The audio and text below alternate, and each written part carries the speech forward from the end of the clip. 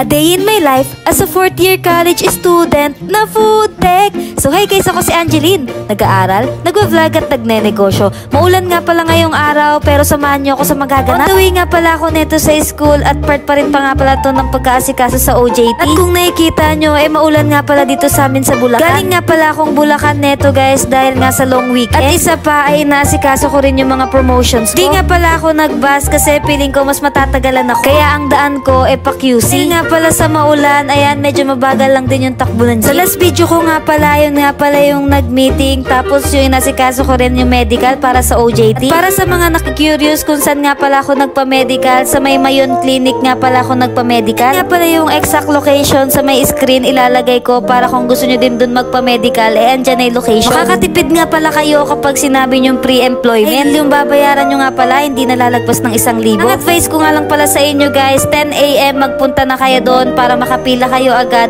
in case na may pila. Tapos 4 PM papabalikin kayo para sa result. Kailangan at gusto nyo nga pala ng mabilisan na result, ayan, nire-recommend ko sa inyo yung Mayon Clinic. At moving forward, ayan, nandito na nga pala tayo kay Ate Jude. Dahil meron nga pala akong kailangan i-print at i-xerox. Ganitong pag-aasikaso nga pala ng OJT at kailangan ng mga papel print xerox, talagang maasahan ko si Ate Jude. Dahil pwede nyo nga pala isa na through messenger yung mga ipapaprint nyo tapos dadaanan nyo na lang kay Ate Jude. Tama ko nga pala yan isa namin kaklase tsaka ito si May. Kailangan kasi namin ng folder individual. At lalagyan nga pala yan ng mga pinapasa namin ng mga print and xerox. Bis pa nga pala yung nabili namin sa Unitop pero ayan dadagdagan na lang daw. Yung Unitop talaga malapit sa Iris at takbuhan talaga ng mga estudyante na naghahanap ng mga school supplies. Bukod kasi sa hindi ka na maiinitan, yung mga presyo doon pang estudyante din talaga. At ito na naman nga pala si Limuel guys, pakinggan nyo. Hi guys, vlog tayo.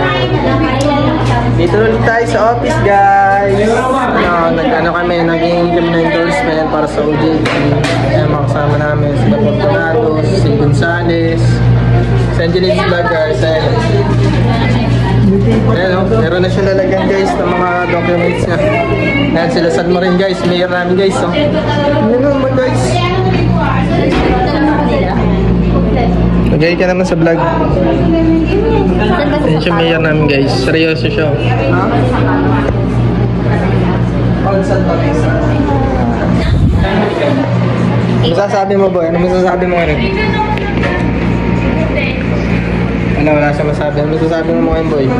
Guys, bad yan. Ano masasabi mo Angeline's vlog? Hello! Mga pogi yung mga dito guys ha. Bye! Bye bye! Wala nga pala si Ryan bang kasi ano, may problema siya. Kaya kami lang muna. Bye guys! Nung last video ko nga rin pala nagpa-bookbind na kami tapos binalikan ng 3 days at ayan na nga pala yung result. Siyempre hindi talaga mawawala at makakalimutan ng pag-picture-picture dahil napakalaking achievement sa aming tatlo to. Hey guys, bookbind na yung thesis namin ulit.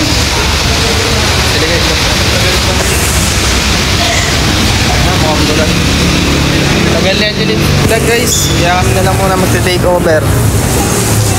Take over! Saka magkano guys, di ba? Oo. Papatata kami palang ano, sticker. Oo. Guys! Nakabookbind na kami! Guys! Nakabookbind na kami!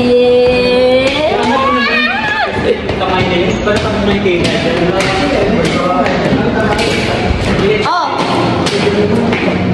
Nakabookbind na kami! May Salin. Si Roger guys! Tapos na siya mag-DJ eh.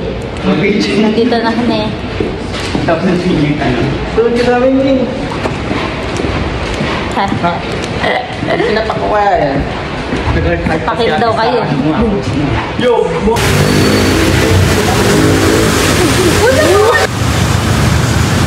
Ay, nakakutan na! Tignan nyo kami guys. Nagsisiksikan kami sa isang payong. Sinabi ko kasi magdala kami. Nabasan din. Para nga pala sa mga kaklase ko, yung medical result nga pala ay need MHR yun. May mga clinic nga pala na nagpapa-free MHR pero meron naman yung nagpapabayad. Kung nagmamadali at kailangan mo na, magbayad ka na lang ng 300 plus. Mangingi nga pala muna kayo kay Ma'am Basi ng health record. Tapos yung company na papasukan nyo, kailangan nyo din mangingi na acceptance letter para mabigyan kayo ni Ma'am Basi ng MOA. At for more information nga pala guys, mag-PM na lang kayo sa akin kung may mga tanong pa kayo at gusto malaman. Yung about sa OJT. At ayun nga pala guys, malapit na talaga tayo mag-OJT, mag-start sa OJT, konting kembot. Gagawin natin ang lahat para makapag-update pa rin ako sa inyo kahit OJT na. Shoutout nga pala dyan kay Idol Tony D. Sa iba pa nga palang nagpapa-shoutout, hindi ko na na-screenshot. Thank you for watching. Bye!